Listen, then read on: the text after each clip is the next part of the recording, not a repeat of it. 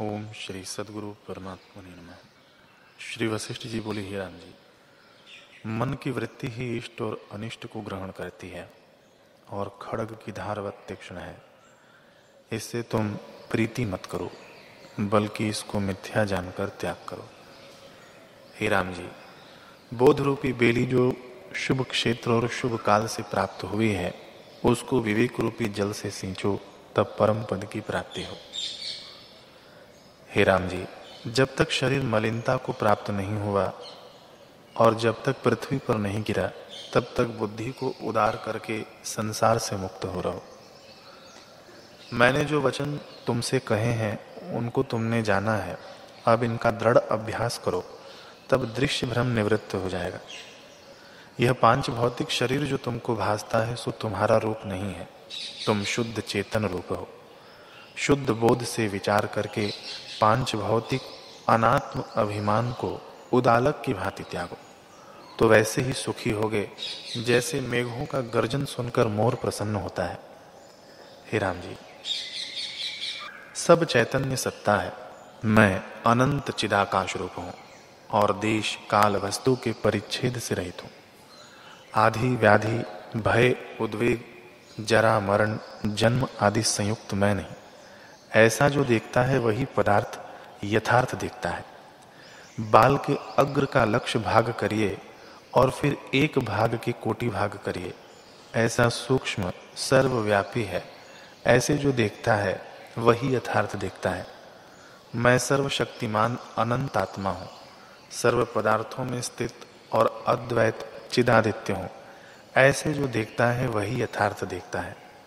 अधः ऊर्ध्व मध्य और सब में मैं व्यापक हूं। मुझसे भिन्न द्वैत कुछ नहीं। ऐसे जो देखता है वही यथार्थ देखता है। जैसे तागे में माला के दाने पिरोए होते हैं, तैसे ही सब मुझ में पिरोए हैं। ऐसे जो देखता है वही यथार्थ देखता है। ओम श्री सद्गुरु परमात्मा ने नमः। श्री वशिष्ठ जी बोले, हे राम जी, चित्त के फुरने का नाम जगत है। जब चित्त बहिर्मुख होता है तब जगत रूप से भासता है और स्वरूप का अज्ञान होता है। जब अज्ञान होता है तब जगत भ्रम दृढ़ होता जाता है। इससे इस जगत का कारण अज्ञान है। हे राम जी, आत्मा के अज्ञान से जगत भासता है। जब आत्मज्ञान होगा तब जगत भ्रम निवृत्त हो जाएगा। वह आत्मा अपना आप है। इससे आत्मपद में स्थित हो रहो, तब जगत भ्रम निवृत्त हो जाएगा।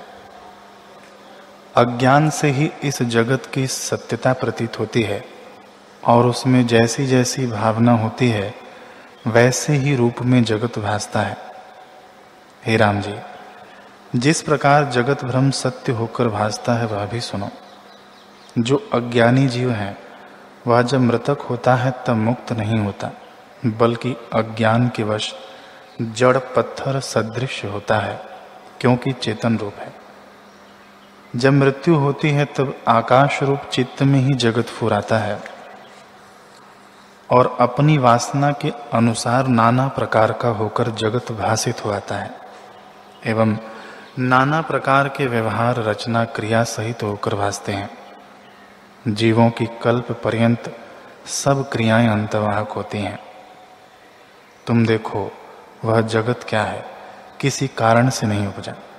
जैसे स्वप्न जगत कल्पना मात्र से सत भासता है, वैसे ही इस जगत को भी जानो। ओम श्री सद्गुरु परमात्मा ने नमः।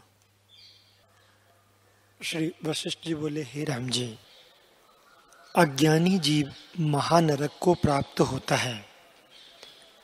आशा रूपी बाण की शलाका उसको लगती है और इंद्रिय रूपी शत्रु मारते हैं। इंद्रियां दुष्ट बड़ी कृतघ्न हैं। जिस देह के आश्रय रहती हैं उसको शोक और इच्छा से पूर्ण करती हैं। ये महादुष्ट और दुखदायक भंडार हैं। इनको तुम जीतो।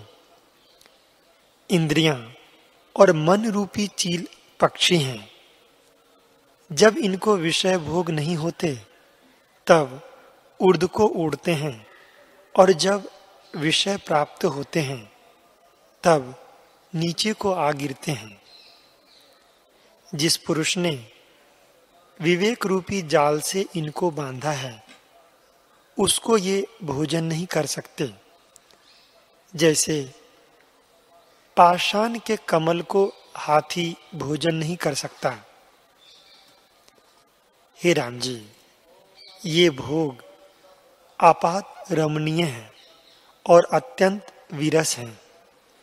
जो पुरुष इनमें रमन करता है वह नरक को प्राप्त होगा, और जो पुरुष ज्ञान के धन से संपन्न है और देह रूपी देश में रहता है वह परम शोभा पाता है और आनंदवान होता है, क्योंकि बड़े ऐश्वर्य से उसने इंद्रिय रूपी शत्रु जीते हैं। हे राम जी, सुवर्ण के मंदिर में रहने से ऐसा सुख नहीं मिलता जैसा निर्वासनिक ज्ञानवान को होता है। जिस पुरुष ने इंद्रियों और असत रूपी शत्रु को जीता है वह परम शोभा से शोभता है। जैसे हिम ऋतु को जीत के वसंत ऋतु में मंजरी शोभती है। जिस पुरुष के चित्त का गर्व नष्ट हुआ है और जिसने इंद्रिय रूपी शत्रु जीते हैं उसकी भोग वासना नष्ट हो जाती है। जैसे शीतकाल में पद्मियां नष्ट हो जाती हैं। हे राम जी, वासना रूपी वैताल निशाचर जब तक विचरते हैं तब तक एक तत्व का दृढ़ अभ्यास करके मन को नहीं जीतते। जब विवेक रूपी सूर्य उदय होता है तब अंधकार नष्ट हो जाता है। जब विवेक से मनुष्य मन को वश करता है तब इंद्रियां टहलुए हो जाती हैं। मन रूपी सब मित्र हो जाते हैं और आप राजा होके स्वरूप राज को भोगता है।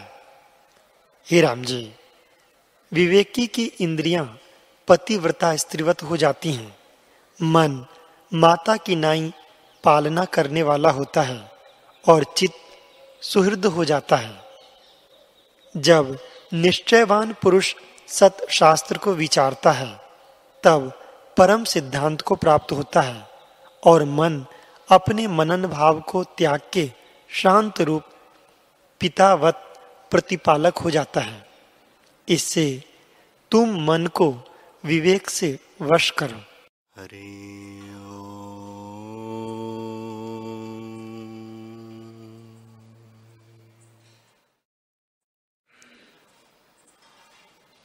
हरि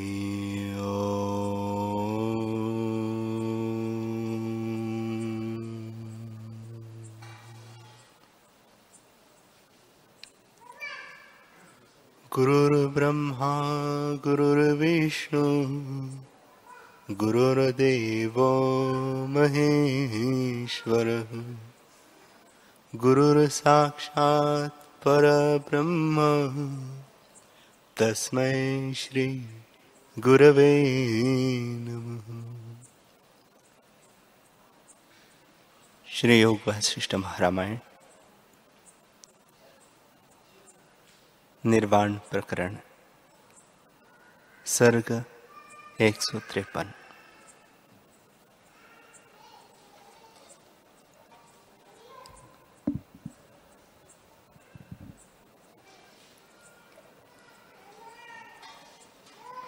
श्री वशिष्ठ जी बोले, हे रामचंद्र जी,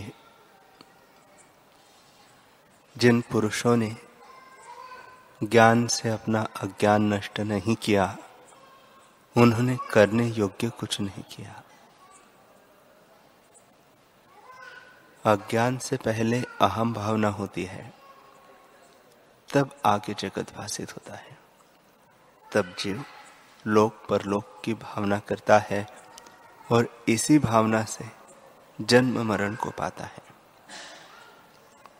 हे रामचंद्र जी, जब तक हृदय में संसार का शब्द अर्थ दृढ़ है, तब तक शब्द अर्थ के अभाव का चिंतन करें, और जहां जगत भासित होता है वहां ब्रह्म की भावना करें। जब ब्रह्म भावना करेगा, संसार के शब्द अर्थ से रहित होगा, और तब उसे आत्मपद भासित होगा। हे रामचंद्र जी, इस संसार में दो पदार्थ हैं, एक यह लोक और दूसरा परलोक। अज्ञानी इस लोक का उद्यम करते हैं, परलोक का नहीं करते। इससे वे दुख पाते हैं और उनकी तृष्णा नहीं मिटती। विचारवान पुरुष परलोक का उद्यम करते हैं, इससे यहाँ भी शोभा पाते हैं और परलोक में भी सुख पाते हैं। उनके दोनों लोकों के कष्ट मिट जाते हैं। जो इसी लोक का उद्यम करते हैं, उनको दोनों ही दुखदायक होते हैं। अर्थात यहाँ तृष्णा नहीं मिटती और आगे जाकर नरक भोगते हैं। जिन पुरुषों ने आत्मा की भलाई का यत्न किया है, उनको वही सिद्ध होता है और वे सुखी होते हैं। जिसने यत्न नहीं किया वह दुखी होता है।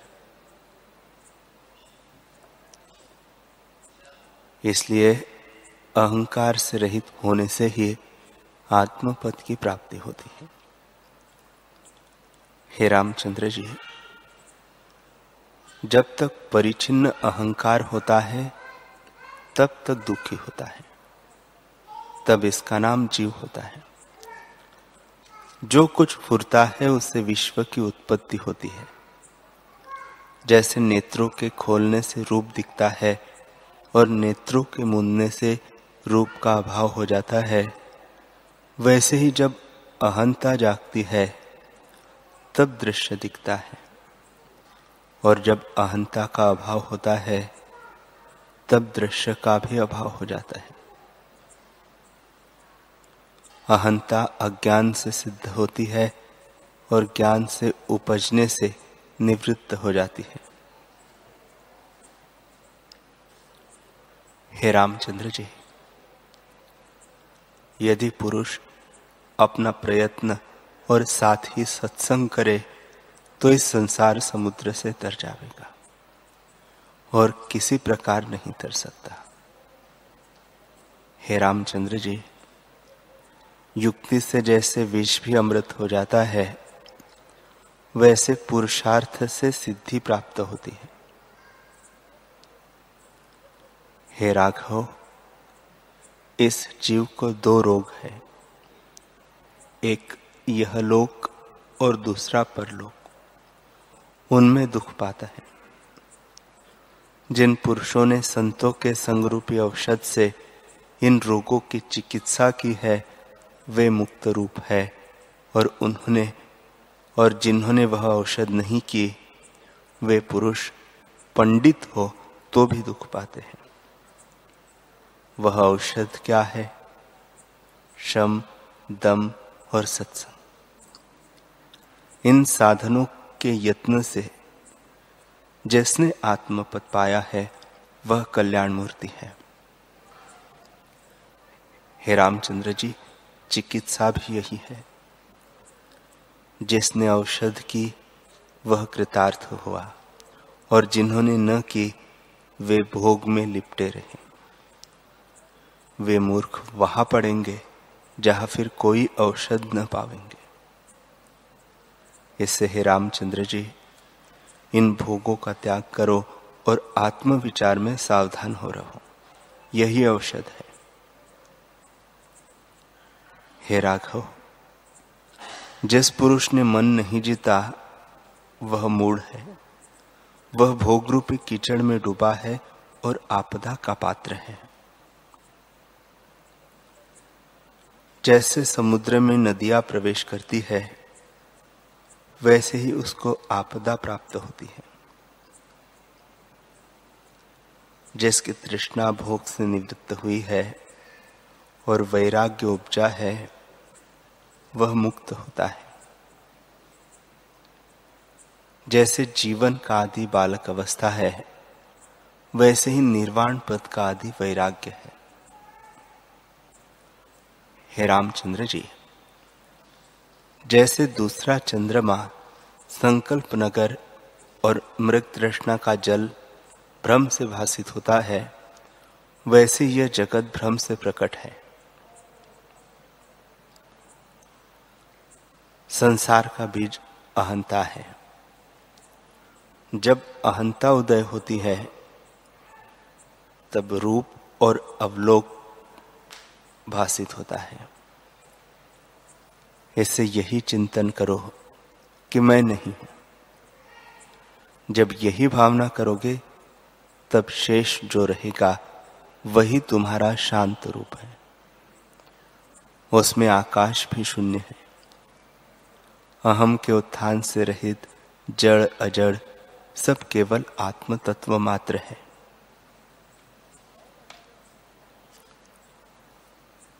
जड़ता का उसमें अभाव है, इससे अजड़ और केवल ज्ञान मात्र है।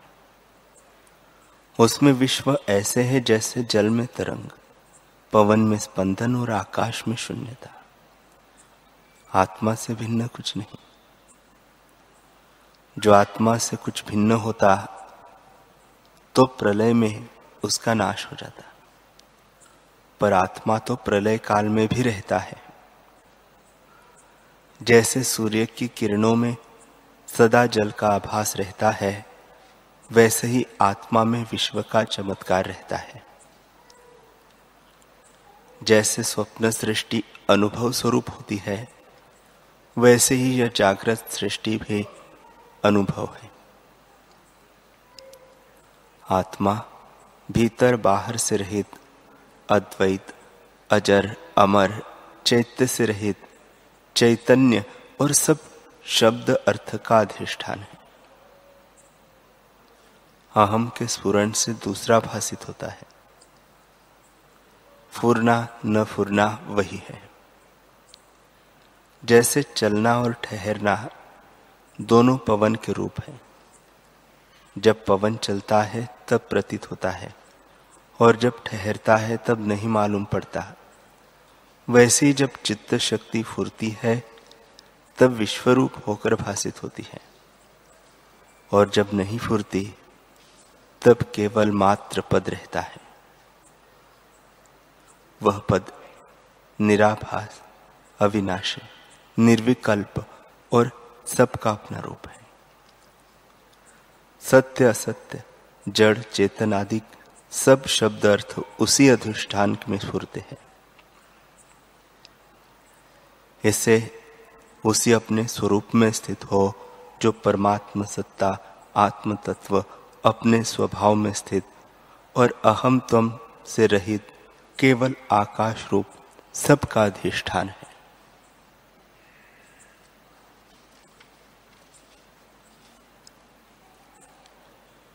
श्री वशिष्ठ जी बोले, रामचंद्र जी, जिनको सुख दुख चलाते हैं, जो इंद्रियों के इष्ट में सुखी और अनिष्ट में दुखी होते हैं और राग द्वेष के अधीन रहते हैं, उनको नष्ट हुए जानो। जिनका पुरुष प्रयत्न नष्ट हुआ है, वे बारंबार जन्म पावेंगे।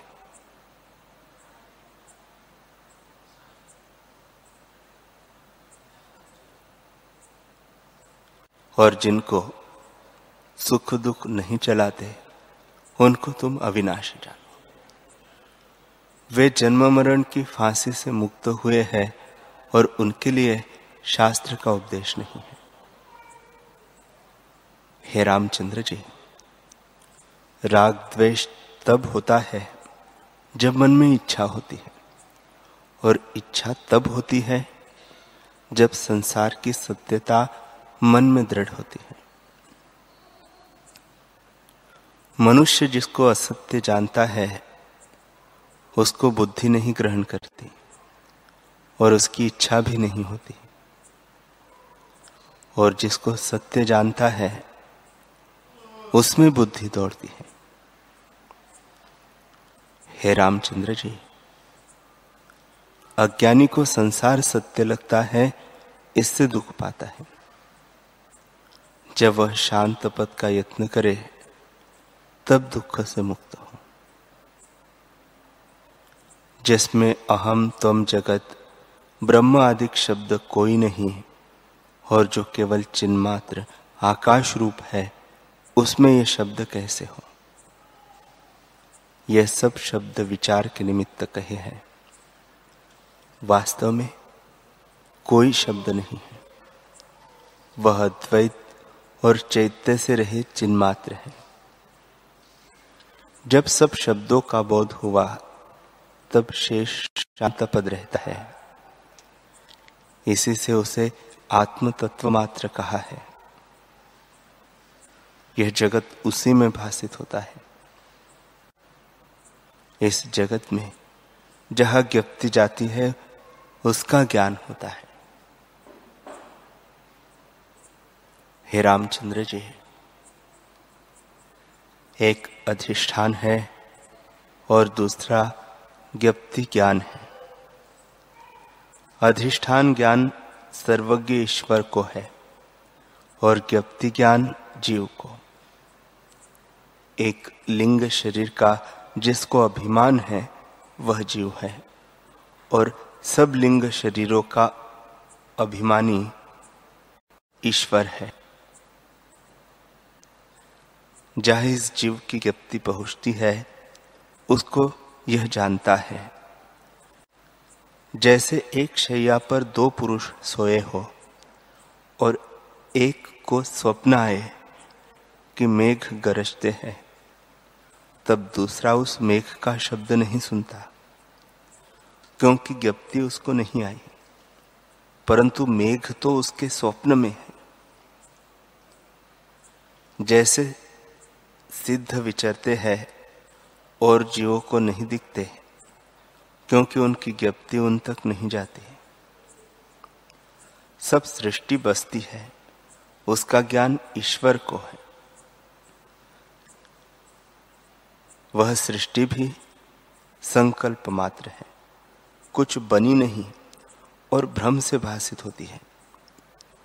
जैसे बादल में हाथी, घोड़े, मनुष्य आदि विकार जो दिखते हैं वे भ्रांति मात्र है, वैसे ही आत्मा के अज्ञान से नाना प्रकार की यह सृष्टि भासित होती है।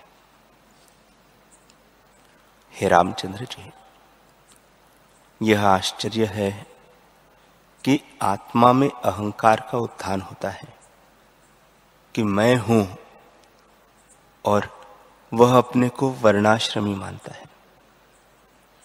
पर विचार करके देखिए तो अहम कुछ वस्तु नहीं सिद्ध होती और अहम अहम फुरती है।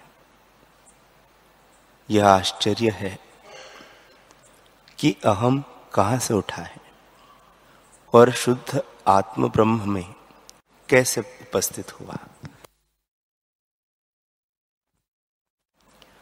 अस्तित्वहीन निर्मूल अहंकार ने तुमको मोहित किया है। इसके त्यागने में तो कुछ यत्न नहीं, इसका त्याग करो। हे रामचंद्र जी, यह संकल्प मिथ्या उठा है। जब अहंकार का उत्थान होता है तब जगत होता है और जब अहंता मिट जाती है तब जगत का भी अभाव हो जाता है, क्योंकि कुछ बना नहीं, सब भ्रम मात्र है। जैसे संकल्प नगर और स्वप्न की सृष्टि भ्रम मात्र है, वैसे ही यह विश्व भी भ्रम मात्र है। कुछ बना नहीं, सब आत्म तत्व है, उससे भिन्न नहीं। जैसे पवन के दो रूप हैं, चलता है तो भी पवन है और ठहरता है तो भी पवन है। वैसे ही विश्व भी दो प्रकार के हैं और दोनों प्रकार से आत्म स्वरूप है। जैसे पवन चलता है तब जान पड़ता है और ठहर जाता है तब नहीं जान पड़ता, वैसे ही चित्त चैत्य शक्ति का चमत्कार है। जब फुरता है तब विश्व भासित होता है, पर तो भी चित्त घन है, और जब ठहर जाता है तब विश्व नहीं भासित होता, परंतु आत्मा सदा एक रस है। जैसे जल में तरंग और स्वर्ण में जो भूषण है वे उनसे भिन्न नहीं, वैसे ही आत्मा में विश्व कुछ हुआ नहीं, आत्म स्वरूप ही है। ज्ञप्ति भी ब्रह्म है और ज्ञप्ति में प्रतीत विश्व भी ब्रह्म है, तब विधि निषेध और हर्ष शोक किसका करे, सब वही है। हे रामचंद्र जी, संकल्प को स्थिर करके देखो कि सब तुम्हारा ही स्वरूप है। जैसे मनुष्य शयन करता है तो उसको स्वप्न सृष्टि दिखती है, और जब वह जागता है तब देखता है कि सब मेरा ही स्वरूप है। वैसे ही जागृत विश्व भी तुम्हारा स्वरूप है। जैसे समुद्र में तरंग उठते हैं वे जल रूप है, वैसे ही विश्व आत्म स्वरूप है। और जैसे चितेरा काष्ठ में कल्पना करता है कि इतनी पुतलियां निकलेंगी, और जैसे मृत्तिका में कुम्हार घट आदि की कल्पना करता है कि इनमें इतने पात्र बनेंगे, पर काष्ठ और मृत्तिका में तो कुछ हुआ नहीं। ज्यों का त्यों काष्ठ है और ज्यों की त्यों मृत्तिका है, परंतु कुम्हार या बढ़ई के मन में आकार की कल्पना है। वैसे ही आत्मा में संसार रूपी पुतलियों की कल्पना मन करता है। जब मन का संकल्प निवृत्त हो तब ज्यों का त्यों आत्मपद भासित हो। जैसे तरंग जल रूप है, जिसको जल का ज्ञान है वह तरंग को भी जल रूप जानता है, और जिसको जल का ज्ञान नहीं वह तरंग के भिन्न भिन्न आकार देखता है। वैसे ही जब निसंकल्प होकर स्वरूप को देखे तब जगत फूरने में भी आत्म सत्ता भासित होगी। अहम त्वम आदि तब जगत ब्रह्म स्वरूप ही है। तब भ्रम कैसे हो और किसको हो, सब विश्व आत्म स्वरूप है। और आत्मा निरालंब अर्थात चैत्य और अहंकार से रहित केवल आकाश रूप है। जब तुम उसमें स्थित होंगे तब नाना प्रकार की भावना मिट जाएगी, क्योंकि नाना प्रकार की भावना जगत में फुरती है। जगत का बीज अहंता है। जब अहंता नष्ट हो तब जगत का भी अभाव हो जाएगा। हे रामचंद्र जी, अहंता का फुरना ही बंधन और निरअहंकार होना ही मोक्ष है। एक चित्तबोध है और दूसरा ब्रह्मबोध। चित्तबोध जगत है और ब्रह्मबोध मोक्ष। चित्तबोध अहंता का नाम है। जब तक चित्तबोध फुरता है तब तक संसार है, और जब चित्त का अभाव होता है तब मुक्ति होती है। इस चित्त के अभाव का नाम ब्रह्मबोध है। हे रामचंद्र जी, जैसे पवन चलता है वैसे ही ब्रह्म में चित्तबोध है, और जैसे पवन ठहर जाता है वैसे ही चित्त का ठहरना ब्रह्मबोध है। जैसे स्पंदित और निस्पंद दोनों पवन ही हैं, वैसे ही चित्तबोध और ब्रह्मबोध ब्रह्म ही है, कुछ भिन्न नहीं। हमको तो ब्रह्म ही भासित होता है, जो चैतन्य मात्र, शांत रूप और अपने स्वभाव में स्थित है। जिसको अधिष्ठान का ज्ञान होता है, उसको विवर्त भी उसी का रूप भासित होता है, और जिसको अधिष्ठान का ज्ञान नहीं होता, उसको भिन्न भिन्न जगत भासित होता है। जैसे एक बीज में पत्ते, डाल, फूल और फल दिखते हैं, पर जिसको बीज का ज्ञान नहीं, उसको वे भिन्न भिन्न प्रतीत होते हैं। हे रामचंद्र जी, हमको अधिष्ठान आत्म तत्व का ज्ञान है। इससे हमें सब विश्व आत्म स्वरूप दिखता है,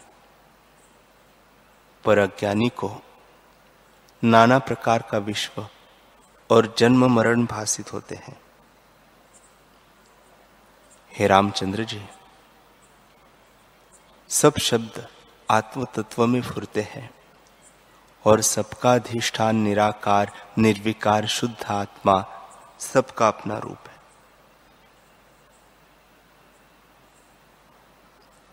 इसलिए सब विश्व आकाश रूप है, उससे भिन्न नहीं। जैसे तरंग जल रूप है, वैसे ही विश्व आत्मा स्वरूप है। चित्त जो फुरता है, उसका अनुभव करने वाली चैतन्य सत्ता ही ब्रह्म है। तुम्हारा स्वरूप भी वही है। इसने अहम तम आदि जगत सब ब्रह्म रूप है। तुम संशय त्याग कर अपने स्वरूप में स्थित हो। पहले तुमसे जो द्वैत अद्वैत कहा है, वह सब उपदेश मात्र है।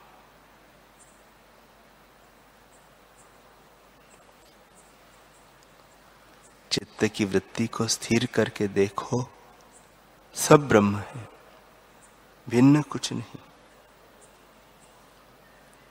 तब निषेध किसका कीजिए?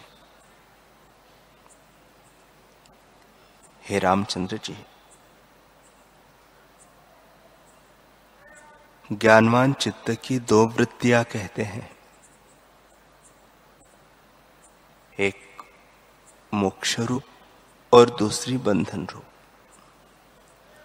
जो वृत्ति स्वरूप की ओर फुरती है, वह मोक्ष रूप, और जो दृश्य की ओर फुरती है, वह बंधन है। जो तुमको शुद्ध लगे वही करो।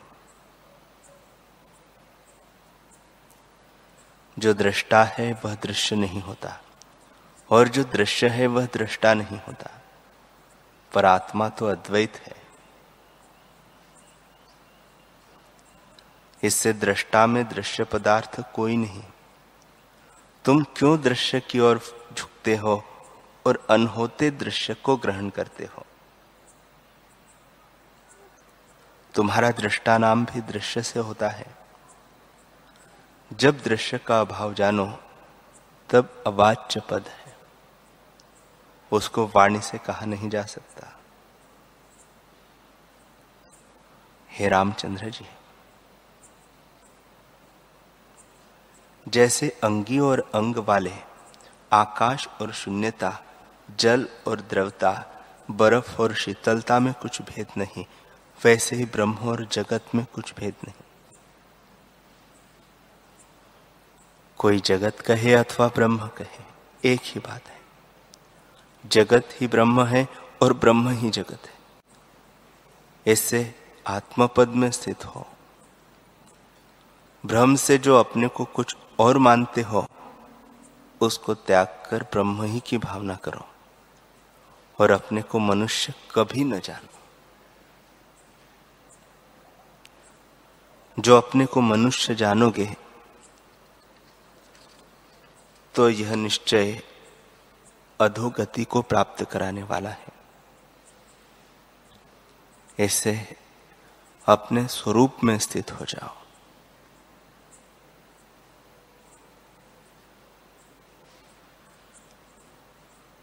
हरि ओम।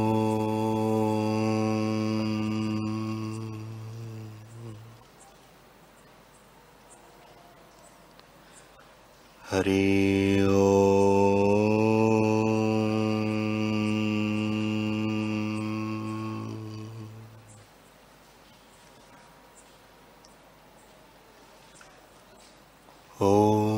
सहना भवतु सहनौ भुनक्तु सह वीर्यं करवावहै तेजस्विनावधीतमस्तु मा विद्विषावहै।